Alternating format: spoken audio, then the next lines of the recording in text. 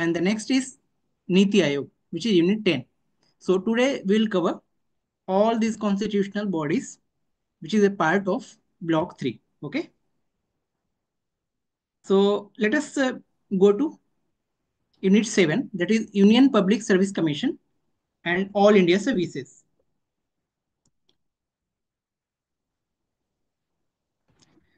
So objective of this unit is we'll try to understand the organizational structure and working of Union Public Service Commission, which is popularly known as UPSC, and also the role of all India services. So after going through this chapter, you would be able to trace out the evolution and historical growth of UPSC. Then I'll also going to explain you the composition, appointment, and tenure of members of UPSC. Then we'll also identify what are the main functions of UPSC. Beside, we'll also highlight the importance of all India services, and we'll also estimate that how does UPSC actually works. So what is the working structure, or what is the working procedural SOP of UPSC? Okay, I hope I'm clear. So first of all, we must understand that there is a article 316 of the Indian Constitution, which empowers that the President of India to appoint the chairman and member of the Union Public Service Commission. Okay. So before that, let us go to the brief historical introduction of how UPSC has evolved in our country. So initially, UPSC was formed by the British government during the British rule only. So in 1924, there is a very famous and popular commission called Lee Commission. So Lee Commission had suggested that there should be a body like a Public Service Commission in India. And on the basis of a recommendation of this body, Union Public Service Commission, it came into being, or it was established in 1926. Okay. So consequently, uh, even during Government of India Act 1935, Public Service Commission was established as a separate for both central and state government services. So after independence also, there have been some changes that also will come to know. Okay. So now let us come to what UPSC is all about. So there is another Article 312 of the Indian Constitution.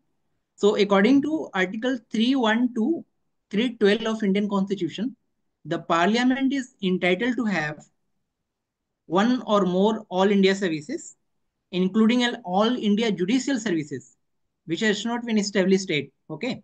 But all as per Article 312, there is a provision of all India judicial services as well, which should be common to union and states. Then the recruitment of all these services, it has to be made by Union Public Service Commission.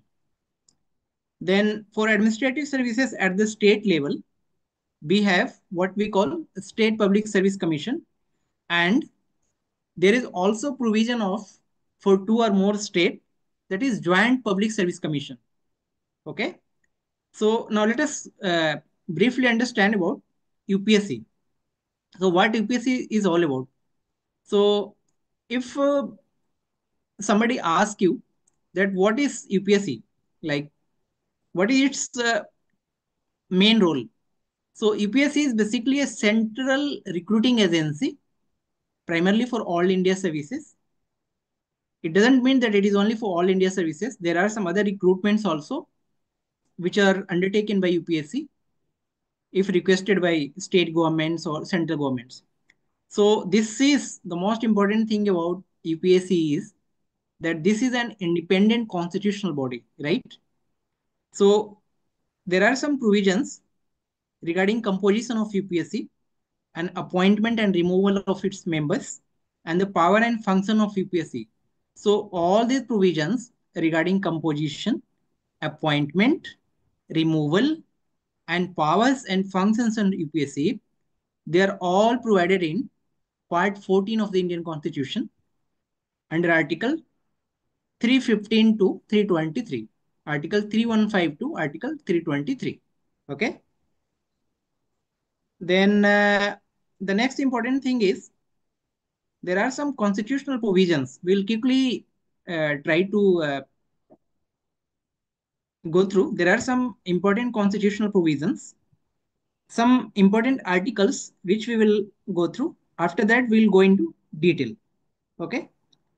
So if you open Indian Constitution, there is Article 315. So Article 315, it talks about Constitution of Public Service Commission for the Union and for the state. Then Article 316, it is regarding appointment and term of office. Article 317, it is regarding removal and suspension of a member. Article 318, it is regarding power to make regulations for the condition of services. Article 319, it is regarding prohibition of holding the office by members of commission.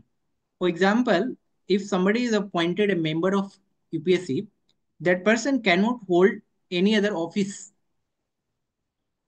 any other office of profit. Then Article 320 of the Indian Constitution, it states that what are the functions of Public Service Commission.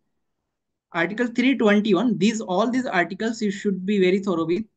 You should, because often questions are asked about some particular articles which are related to UPSC. So you just try to go through these articles. Then the next thing is we'll go through the composition of UPSC, right?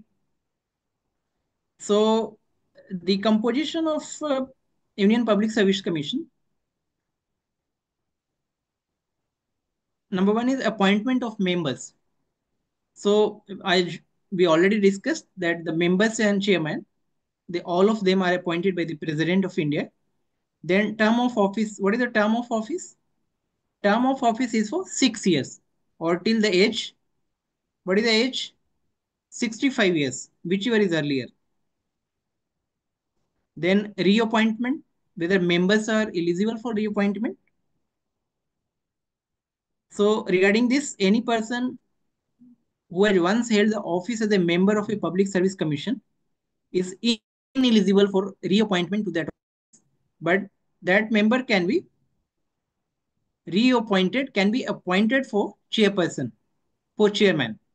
A member can be. Then resignation, a member of UPSC may resign and he or she has to submit written resignation to President of India. Okay. I think this much is clear. Then the next important thing is regarding removal and suspension of members.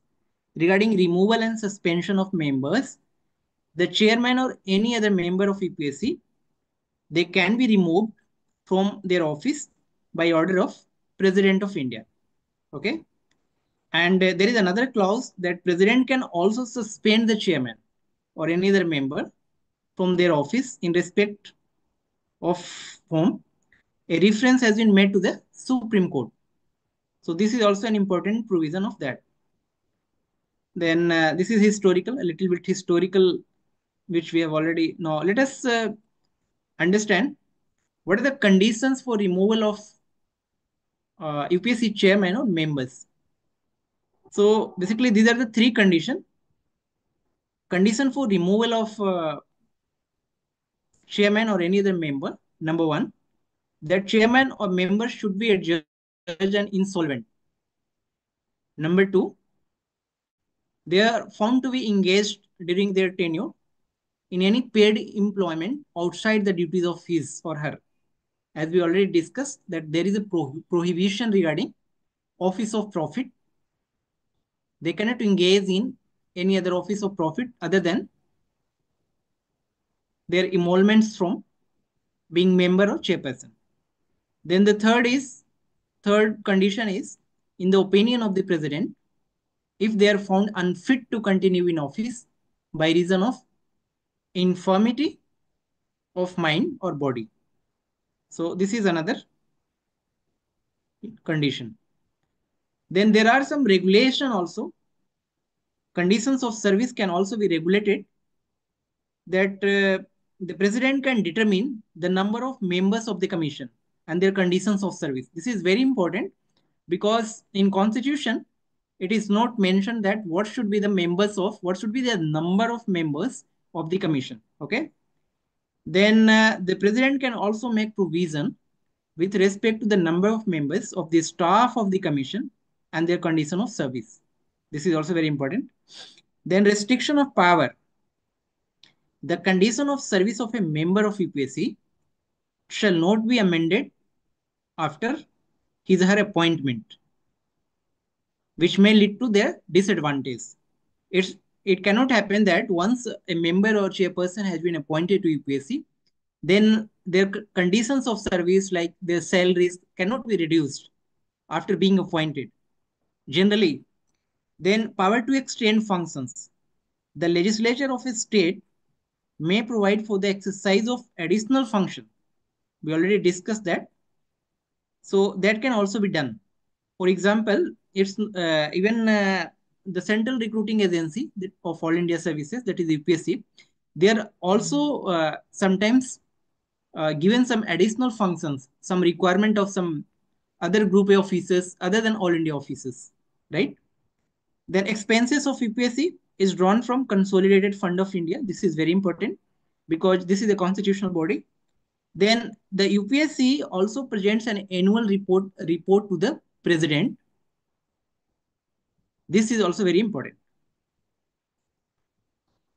Okay. Then the next important thing is election commission.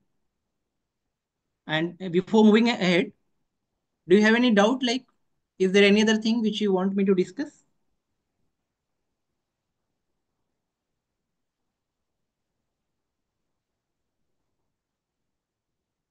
Am I audible? Please feel free to ask questions like if you have anything regarding Union Public Service Commission. Otherwise, we will move to the next unit, that is Election Commission, its process and administration.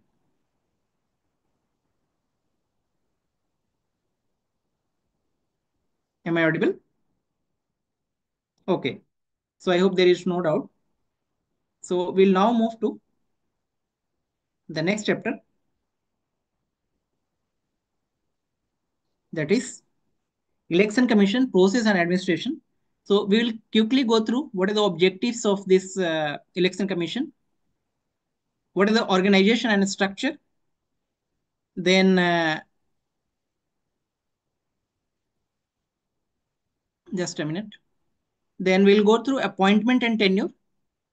We must be very clear that recently appointment procedure of election commissioners of India, election commissioners and chief election commissioners has been like revised.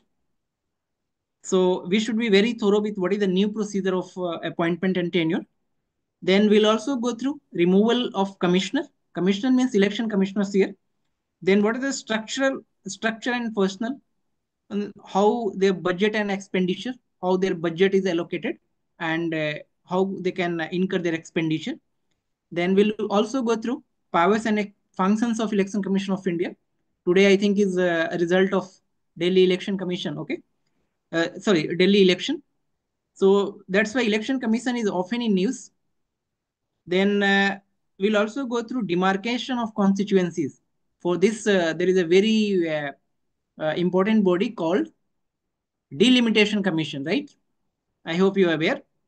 Then preparation of electoral rolls is one of the most significant function of election commission. Then recognition of political parties and allotment of symbols. This is also done by election commission. We'll go through in detail. Then the conduct of elections and scrutiny of expenditure. This is also an important part of the important function of election commission. Then there are some advisory jurisdiction and quasi judicial functions as well. Then media policy, Voter education is also an important function. Political parties and their commission. What are the election process, electoral system in India, flaws and reforms? Recently, there is a very important recommendation by a committee uh, by our former president Sri Ramnath Kovind, which has recommended for one nation, one election. So that is also a very important current news regarding election commission. So now let us go through in detail. Like the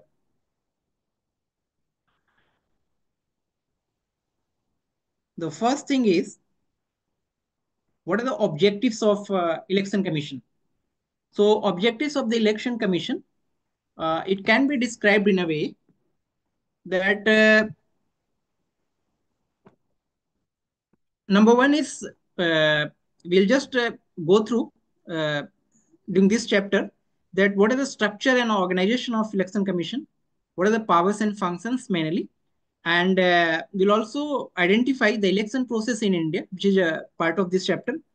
Then uh, at last, we'll also identify what are the flaws and some electoral process and need for reforms. Okay.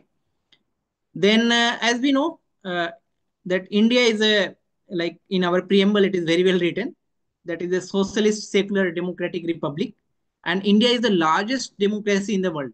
Okay, so the role of election commission to conduct a regular, uh, fair election, it becomes very important. Okay, then the next important thing is, elections are usually administered and supervised by election management bodies. So election commission is a type of election management bodies, and it is also very similar to UPSC, Union Public Service Commission. It is a permanent constitutional body which has been established as per constitutional provision. So what is one article which talks about election commission? Do you remember? Uh, can anybody tell me what is one important article which talks about Indian Constitution? Okay. So it is Article 324. So Article 324 of the Constitution, according to this, the President of India appoints Chief Election Commissioner and election commissioners. Okay. So the Constitution has not prescribed, Constitution has not given the what should be the qualification of the members of election commission. Okay. So election commissions, they are usually retired Indian administrative service officers and sometimes even other officers also. So what is the tenure of election commissioner? Similar to UPSC members, their tenure is 6 years or 65 years of age, whichever is earlier. If they reach earlier 65 years, then they would be retired. Or if they complete their 6 years of tenure, then they have to retire. Okay. Then normally, initially, what is to happen, that commission is to have a single member as chief election commissioner. Okay. So the for the first time, it happened on in 1989. It happened in 1989 that two additional commissioners were appointed. Okay. Then the concept of this multi-member commission, it has been in operation since 1993. Although recently the government has revised this uh, process of appointment of election commissioner. This is a very important news. So let us quickly understand that. After that, we'll go through other details. So we'll just go through this slide.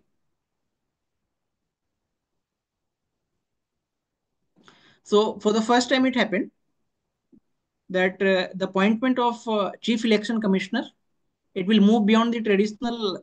Earlier, it was seniority based approach, but now there has been uh, new mechanism which is known as chief election commissioner and other election commissioners appointment, condition of service and term of office act 2023.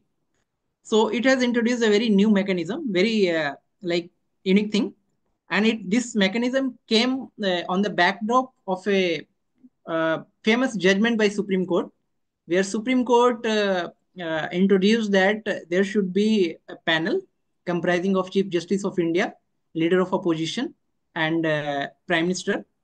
But through this act, like the legislature has tried to bypass the Supreme Court judgment, it can be said. So, according to this, like let us quickly understand the background of this new law to appoint Chief Election Commissioner and Election Commissioner.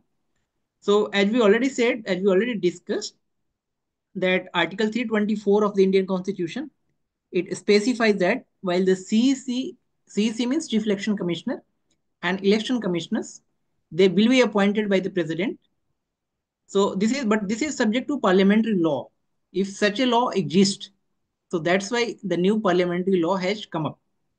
So while this provision, it places an expectation on Parliament to draft a relevant law. But as of now, before this law came into being, there was no law. So that's why it was being done by the President. Then, in the absence of such law, the President has been making appointments as per the recommendation of the Prime Minister. This I already discussed. So, what happened in 2023? The Constitution Bench of the Supreme Court, I, I told you about this. There is a very famous case called Anup Barnwal versus Union of India case. So, as a part of judgment on this case, Supreme Court decided to change the process for Election Commission appointment in order to secure their independence. So the bench created a committee, basically comprising the Prime Minister, Leader of Opposition in Parliament, and the Chief Justice of India. This committee will make recommendations and advise the President on Election Commission appointments until Parliament enacts a separate law on the subject. So, on the backdrop of this judgment, Parliament came up with a new law, which we discussed. So, the new law has been brought in consonance with the direction of the Supreme Court with regard to the appointment of the CEC and EC. Okay, so this is the background. Then let us understand how the new appointment process is slightly different. So, according to the new appointment procedure, a structure of the election commission, it includes the chief election commissioner and two election commissioner. Then currently he was Rajiv Kumar is chief election commissioner, and Ganesh Kumar and Sukhbir Singh Sandhu, they are additional commissioner. They are additional election commissioner, not additional, they are election commissioner. Then eligibility criteria. Section 5 of this act, it restricts eligibility to current or former secretary level official. So this has been introduced as a part of this law. It was not earlier. Then departure from tradition, how it is different from traditional method of appointment. So previously what is to happen, that senior most election commissioner succeeded the outgoing chief election commissioner. But this act allows the selection of candidates outside the election commission. So in a way, it has broadened the scope of this pool, pool of officers. That even there is some officer who is found competent enough, even if he is not election commissioner, that officer he or she can be appointed as a chief election commissioner. Then there are two things which are important. One is search committee, and another is selection committee. So section 6 of this act, according to this act, there should be a search committee. It is chaired by Minister of Law and Justice with two senior officials to prepare a panel of 5 names. So this search committee, it will essentially search for eligible officials, and it will make a panel of 5 names. So the committee's recommendation then are submitted to selection committee. Now this is very interesting. So the selection committee composition is slightly different than what Supreme Court envisaged in its judgment of Anup Barnwal judgment versus Union of India. Then according to selection committee, there should be Prime Minister, a cabinet minister, and the leader of opposition in the Lok Sabha. So obviously we can see that there would be majority of the government. Then the next thing is, okay. So this is a new way, like how. Then regarding election commission, if we go through like its historical functions, there are some very famous chief election commissioner like T.N. Session, James Lingdo. So please also I'll suggest you to go through like their tenure, what are some highlights of their tenures, so that you can go through. Then after that, removal of commissioner. So the chief election commissioner of India, this is very important thing. Removal of commissioner, the chief election commissioner of India, it can be removed from his office similar to removal of a judge of Supreme Court. Like so this process basically it requires a resolution of this process requires a resolution passed by parliament with a two-third majority in both the houses of parliament. Okay. And what can be the grounds? The grounds can be misbehavior or incapacity. Okay. So the chief election commissioner cannot be removed from his office very easily. This can be seen because often there are some apprehension that they can be removed on some political consideration, but this is not that easy. Okay. Then this condition was considered necessary to preserve the independence of election commissioner. So, and another important thing we should be knowing that no chief election commissioner has been impeached in India. Then another important thing is regarding removal of election commissioner. There is a very important thing which we should be knowing, that election commissioners can be removed by the President of India only on the recommendation of the Chief Election Commissioner. So this is very important clause which you should be knowing. Okay. Then let us know about what are the structure and personnel. So Election Commission has a separate secretariat located in New Delhi, and it basically consists of it is assisted by some deputy election commissioner who are generally IS officers. Then they are further assisted by director general, principal secretaries, secretaries, and under secretaries. So we can say that there is a functional and territorial distribution of work in the commission. Okay. Then at the state level, the election is supervised by a commission called State Election Commission. That is for different. State Election Commission is only for this 73rd and 74th constitutional amendment. That is panchayat election and municipal election. But at the state level, who supervises the overall superintendence and direction and control of commission? There is a chief electoral officer, right? There is a chief electoral officer of the state, which often supervises, right? I hope this is clear. Then the next important thing is budget and expenditure. So the secretariat of the commission, and just a minute, I am going to the back slide again. So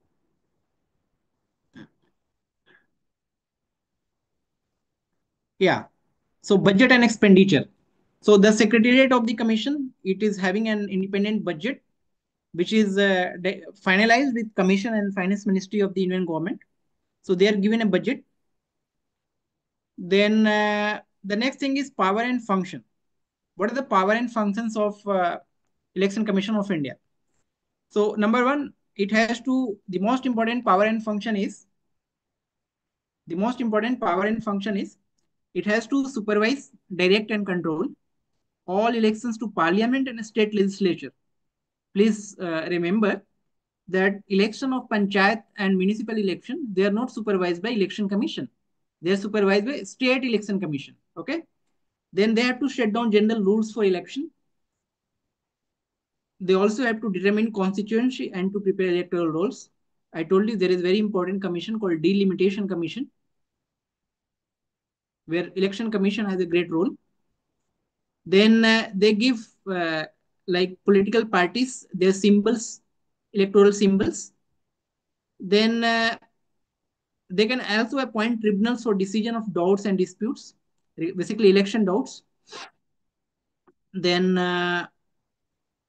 what are the other important things? Demarcation of constituency, I already told you that there is a delimitation commission. Then preparation of electoral rolls is another important part, which is a preparation of electoral rolls, which is important function of election commission.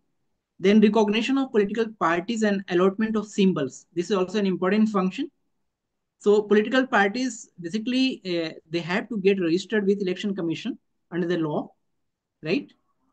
Then the next important thing is conduction of election and scrutiny of election expenditure. This is very important that the election commission it examines the nomination papers of the candidates. So the papers which are provided by the candidates, they can be accepted only if they are found in order. If they are not found in order, their papers, their nomination papers would be rejected. Okay. So this duty is performed by an official called returning official. Then another important thing is advisory jurisdiction and quasi judicial function. What is the advisory jurisdiction? These two are very important function of election commission. That in terms of advisory jurisdiction, in matter of basically election disqualification of sitting members of parliament and state legislature, what it does that if there are some cases of persons found guilty of corrupt practices at elections, which comes before the Supreme Court and High Courts, so they are referred to the commission, election commission, for its opinion whether that person should be disqualified or not. So the opinion of the commission in all such members is binding on the president for members of parliament, and it is also binding on the governor for sitting members of state legislature, like members of legislative assemblies. Okay. So the commission also has the power for removing or reducing the period of such disqualification. It has happened recently in a case of Northeast. Then the other thing is the decision of the commission can be challenged in High Court and the Supreme Court of India by some petition. Then that is all about this. Then media policy of the commission is another important thing. Media policy here. So voters regarding election commission, basically it holds regular press conferences and briefing before election for this mass media and print and electronic media on a regular basis, basically to inform citizens and to spread awareness about what are the election guidelines. So the representatives of the media, they're also provided facilities to report on actual conduct of poll and counting. Then voter education and awareness is an important part of this. Okay. Then political parties and the commission, it is basically having a registry. Then what are the important other important areas? Political parties, they get registered with the commission, and they are also granted recognition as a state party or national party. So there are some different conditions for that. Please go through that. Then election process, there are two very important legislation regarding election process. One is called Representation of People Act 1950, and there is another important legislation called Representation of People Act 1951. Scheduling of election is also done by election commission. Then there is important thing, that is issue of model code of conduct. So what is model code of conduct? Because this is certainly an important piece of guidelines. According to this, there are some several measures to hold free and fair election on a periodic basis. So as a constitutional body, what it does, it issues a model code of conduct. So this conduct is for whom? This is for political parties as well as for candidates, basically to prevent malpractices during election. So when does it come into effect? Model code of conduct, it comes into effect immediately after election notification by the commission. Okay. Then poll campaign, there are some guidelines regarding poll campaign, polling days, ballot papers and symbols, voting procedure, appointment of election observers, media coverage, Then we'll quickly go through what are some flaws and reforms. So as we have seen that model code of conduct is very important guidelines issued by election commission. However, often we witness that there are some cases of violation of model code of conduct. We can see a lot of news regarding this in newspapers. Then sometimes what happens, another flaw is there is incomplete information being furnished by candidates. There is there are sometimes hiding their criminal antecedents, their details regarding movable and immovable properties of their spouses and dependents, which later on come into light. Then often there are allegations that there are some names of eligible voters are missing from the voter list. Misuse of religion and caste is a very prominent issue which we often witness in election. During election campaign, many political parties uh, they ask vote on the basis of some religious issues, some caste basis. So these are some. Then there is a prevalence of money and muscle power which we witness in Indian election. Then maintenance and auditing of accounts by political parties is also not very transparent, which is also a flaw. So now what can be like? What are the solution? What can be way ahead? So in spite of like election commission though has taken several measures like none of they have nota is also model code of conduct. Then there are similar several guidelines. There are several committees like if I can recall, there is committee called Dinesh Goswami committee on electoral reforms, then Indrajit Gupta committee on state funding of elections. Then there are law commission reports on reform of the electoral laws. Then there is also some recommendation by National Commission to review the working of the constitution. So these are some important guidelines uh, which suggest for how to strengthen the election commission further in order to ensure that there should be the regular free and fair election in our country. Okay. Then if you have any doubt you can ask me, otherwise we'll move to the next chapter, that is this we have regulatory audit, regulatory authorities. So in this chapter we'll go through what are the objectives of this chapter, then introduction, why there is a need for regulation, why there should be regulatory authorities, do we really need regulatory authorities, then what are the types of regulation in India, like economic regulation, regulation in public interest, environmental regulation. We often hear that there is a term called environment impact assessment. Okay. Then what is independent regulatory authorities? There are some independent regulatory authorities. We will talk about that. Regulatory authorities of India, like Reserve Bank of India, TRI, Telecom Regulatory Authority of India, then SEBI, which was in news since last few years, Security and Exchange Board of India. Then what are the some accountability issue of our independent regulatory authorities? That also we'll go through. Okay. Then we'll sum up this issue, and after that, the another next chapter is called, that is Niti Ayog. Then in Niti Ayog also we'll go through introduction, how this Niti Ayog was established, what was the reason for its establishment.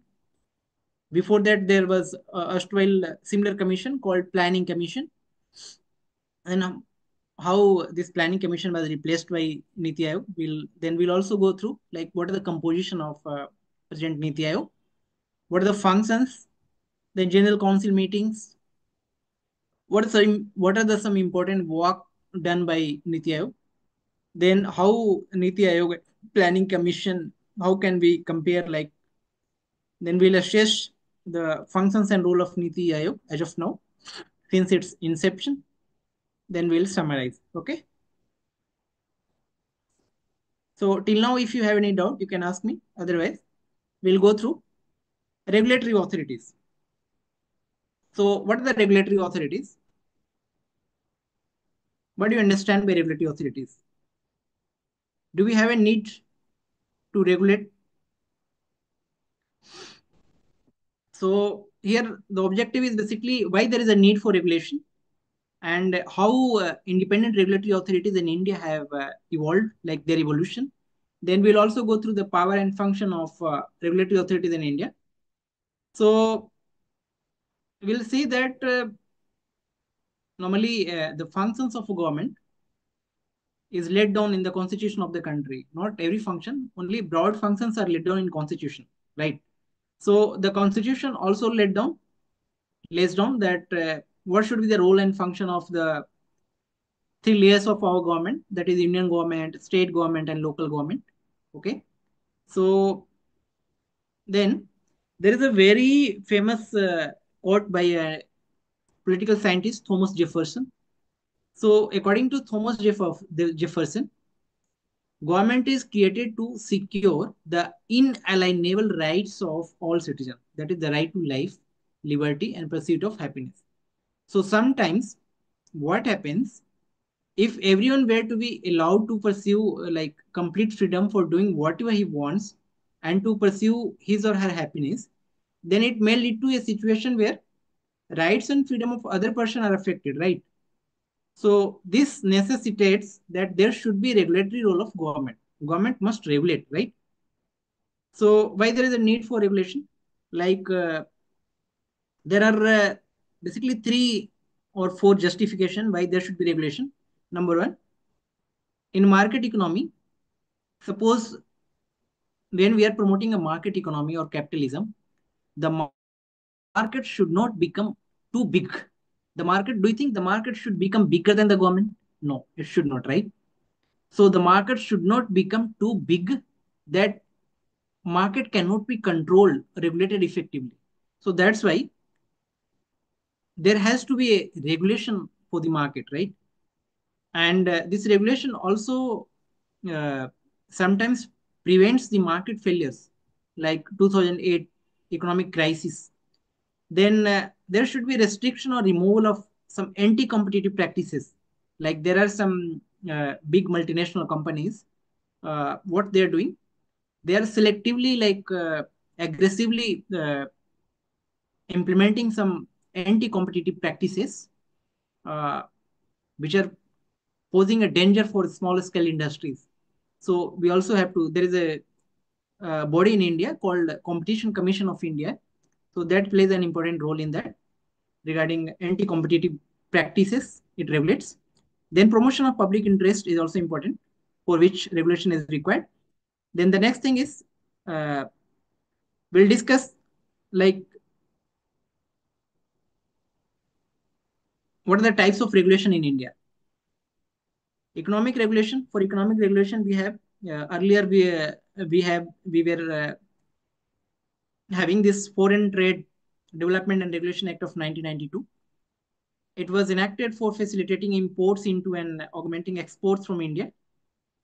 Then there is some one act called Electricity Act of 2003. Like that, there are several acts which are there to regulate our economic zone, economic domain, economic regulation. Then regulation in public interest. I think you are aware about there is an act called Essential Commodities Act, where which prohibits hoarding of we cannot hoard uh, some essential commodities, right? So that can be said that a regulation in terms of public interest. Then what are the example for environmental regulation? Environment Protection Act 1986. Do you remember? Wildlife Protection Act we have. So these are the acts which provides regulation of environment so that environmental degradation can be prevented. Then there are some independent regulatory authorities in India. Independent regulatory authorities means these authorities, like with process of economic liberalization in India, which happened in 1991, economic reforms, government withdrew from many activities which were earlier monopolized by the government. So what after that, what happened? The entry of corporate sector, it led to certain measures to boost investors and to safeguard public interest. Okay. So even Article 53 of the Indian Constitution, it regulates the exercise of the executive powers of the Union. So it authorizes the Parliament to confer by law such functions to authorities, right? So in terms of this, we have come up with some authorities like Telecom Regulatory Authority of India. This is basically its main function is to regulate telecom sector of India. Then we have Insurance Regulatory and Development Authority IRDA, which is there to regulate our insurance sector. Similarly, we have RBI Reserve Bank of India, which is there, which is kind of apex monetary institution of India. It is also called the Central Bank of India. So Reserve Bank, kindly go through regarding Reserve Bank of India. What are its function? Like it is having monetary authority, monetary function. It is having regulatory function, supervisory function. Then it also manage foreign exchange. It is banker to the government. It is banker to the bank. It is a bank of last resort, last lending lender of last resort. So these are important thing about RBI. Then the next important thing is SEBI. SEBI is Security and Exchange Board of India. It came into being. It was established in 1988 and it was upgraded as a fully autonomous body in 1992. So there is an act called Security and Exchange Board of India Act of 1992. So what is the function of SEBI? It is there basically to protect the interest of investor, to increase the business in a stock exchange, and to frame some rules, regulations, and code of conduct for the intermediaries like merchant bankers, underwriters. Since last 2 years, I think yeah, SEBI is taking a lot of very good initiatives, and it was also in the news for this Adani Hindenburg issue. So you should be very familiar with like what are the current happenings related to SEBI. Then SEBI is having some like immense power in terms of periodical returns from recognized stock exchange. It can seek. Then it can also compel like listing of securities by public companies. Then it can also levy fees and other charges for carrying out the purpose of regulation. It can grant approvals by law for stock exchange. Then it can also control and regulate a stock exchange. Okay, so these are the important things about SEBI. Okay, now there are some accountability issues regarding independent regulatory authorities. So what are those? See, independent regulatory authorities, they are often they should be backed by a statute. Like there should be some acts and something like that. Then their role also should be well defined. Sometimes what happened, earlier there were many authorities in our financial sector. So they often when there are many authorities, many regulatory authorities existing in any domain, for example in financial sector, then what will happen? There will be overlap of their jurisdiction, right? So in order to prevent some overlap of jurisdiction, there should be like well defined mandate of the regulator. Then often it is alleged that our independent regulatory authorities are not often independent because sometimes their appointment are not like very objective, and often there are some political considerations from government in power. It happens like in every government, irrespective of any like ideology. Then its relation with legislature, executive, and judiciary, it should be clearly defined, like, so that there should be no political intervention uh, in the functioning and decision making of regulatory authorities. Then the procedure of appointment and removal of regulator, it should be clearly laid down. There should be clearly laid down procedure, right?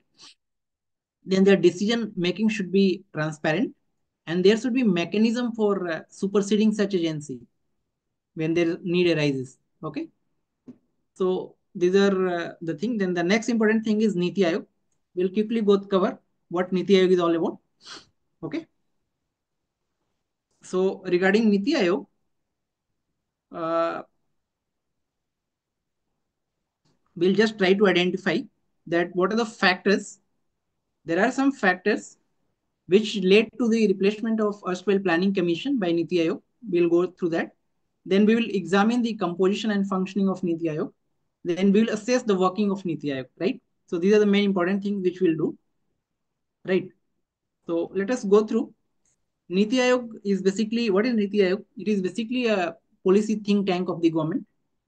So it is its full form is National Institution for Transforming India. Very ambitious. So Niti Aayog was formed by the resolution of the Indian Cabinet on January 1st, 2015. So its objective is achieving sustainable development goal. Okay. Then it also tries to enhance or promote cooperative federalism so that there should be cooperation within our federal framework. It is also mandated to provide Union and state government, including administration of Indian territories, with appropriate and timely strategy. Like we have seen 3 years action agenda by Niti Aayog. Okay. Then replacement of planning commission. Like we should also try to understand what were the issues with erstwhile planning commission. So planning commission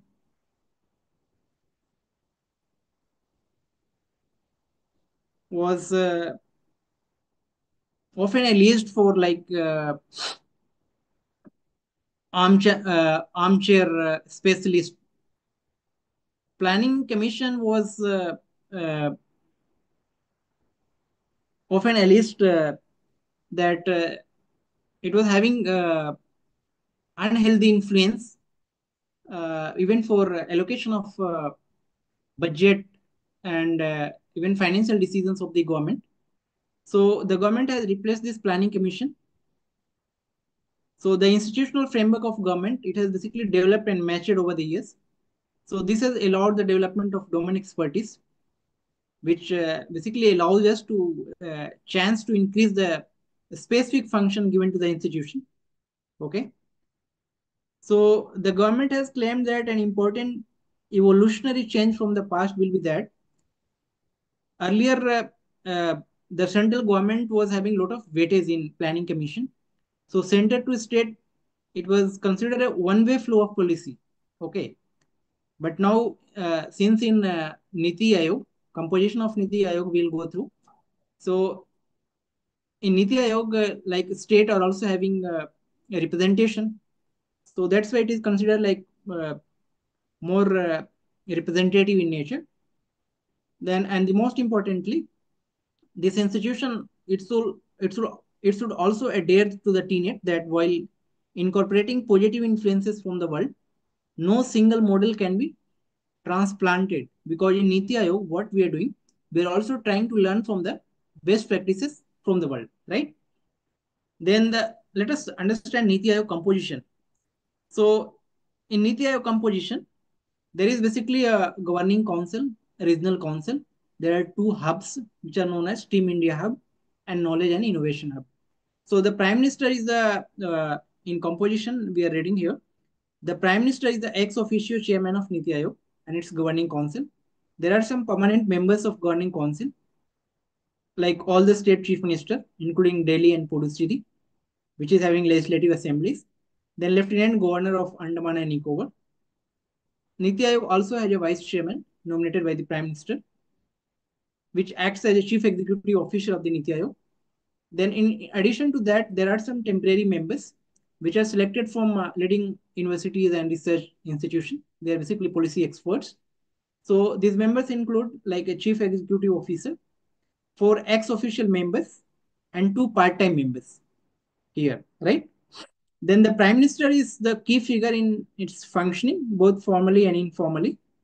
Then in regional council, they are consisted of chief minister of states, lieutenant governors of Union territories, and full-time functionaries of Niti Aayog.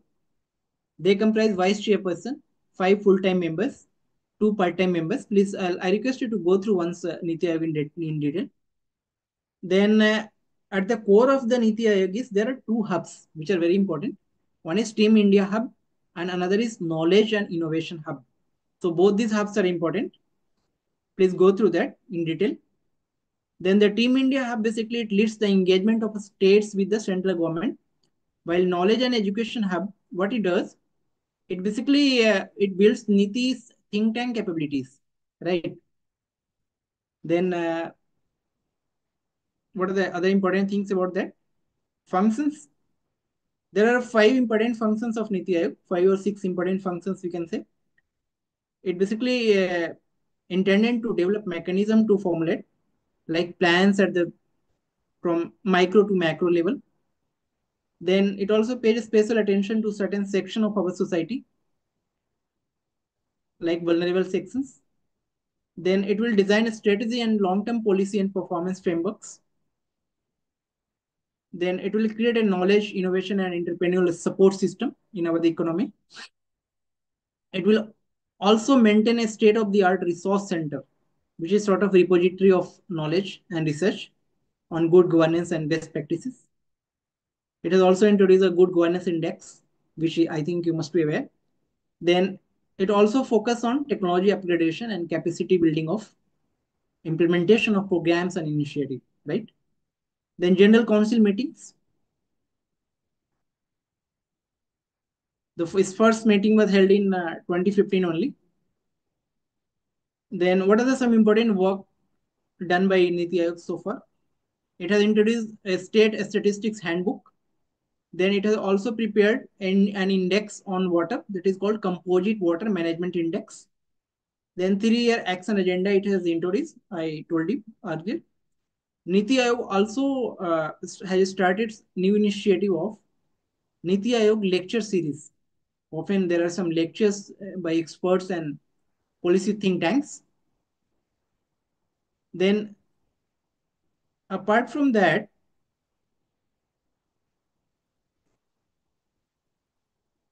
Niti Aayog has also taken up some initiative to identify sick public sector units for their closure and also identified several functioning units for a strategic disinvestment. It also provides a lot of recommendation regarding strategic disinvestment, right? So then composition of Niti Aayog and Planning Commission, assessment. So here we can see that establishment of Niti Aayog, it has certainly begun a new era in management of India. It has replaced Planning Commission. So the last of the last plan was 12th 5-year plan. It ended on in 2017. So the last some years, it can be seen that it is a brave initiative.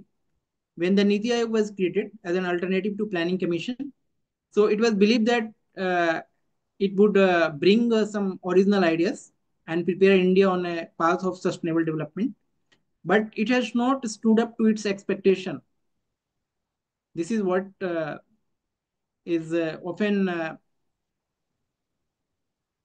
said by some experts. That's some of the suggestions by Niti Aayog, like privatization of Air India and on larger disinvestment plans, its roadmaps with respect to some areas like agriculture, job creation, energy planning, they are not very compelling. So they are often considered as less than compelling. And further, its suggestion on agriculture marketing reforms are also no different from prescription of the past. Like these reforms were also prescribed by Planning Commission. So they do not shed any light on managing the transition from an old set of institution. Sometimes some experts allege that it is just the name has been changed from Planning Commission to Niti Aayog. The most noteworthy idea, but Niti Aayog certainly has given some very beautiful ideas and like Digital India, Skills India, Make in India, Startup India, and Swachh Bharat. They have not shed the required light on, but how to make India a powerhouse in rapidly changing world. So it is often opined that Niti Aayog needs to recognize that with paradigm shifts taking place with respect to globalization. Now, after coming to Trump in US, there is also a talk regarding like even deglobalization due to a lot of adoption of a lot of protectionism by different countries, immigration issues, automation, financial sector policies, emergence of artificial intelligence. So In this different in this new emerging paradigm, it is often opined that India cannot afford to be caught napping.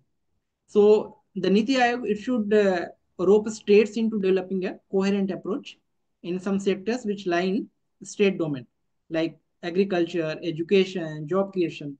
So being a market-oriented economy, it means we should try to have very long-term vision of the economy. Okay, so that is all about this assessment of Niti Aayog. Okay, if you are having any doubt, you can ask. Otherwise, we will.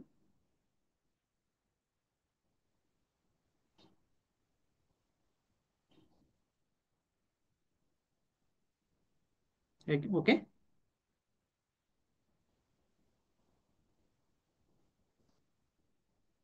So let us end the class today.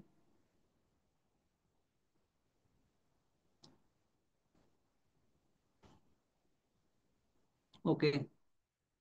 Okay, very good. So do you have any doubt? Okay, thank you.